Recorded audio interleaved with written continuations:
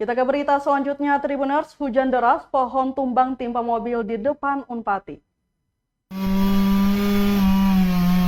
Satu unit mobil Innova tertimpa pohon tumbang di depan Unpati di Jalan Insinyur Putuhena, Kecamatan Teluk Ambon, imbas dari hujan deras pagi ini.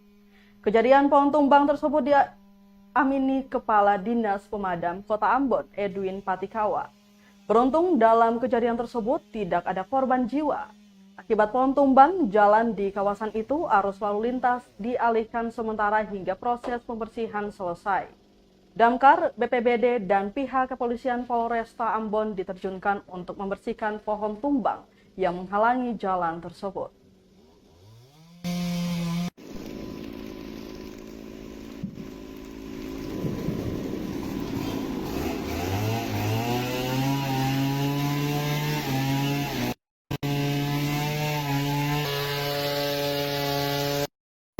Kejadian pohon tumbang ini dari sana? Jadi dari pagi sampai saat ini sudah ada tiga lokasi ya, tiga lokasi.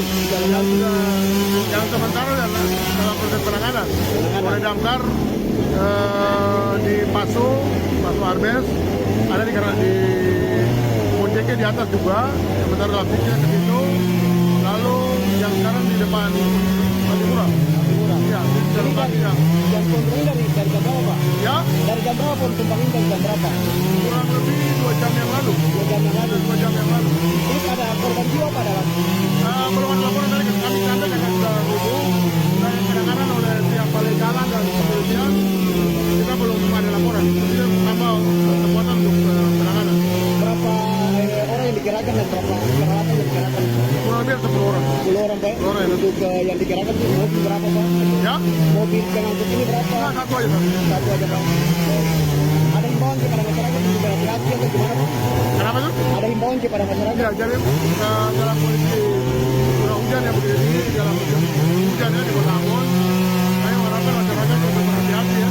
Yang tinggal di bantaran sungai maupun di pegunungan, termasuk yang ada pohon-pohon besar, itu harus diantisipasi. Jadi berwaspadalah situasi alam yang ekstrim ya, cukup ekstrim, jadi jangan sampai kita kena dampak.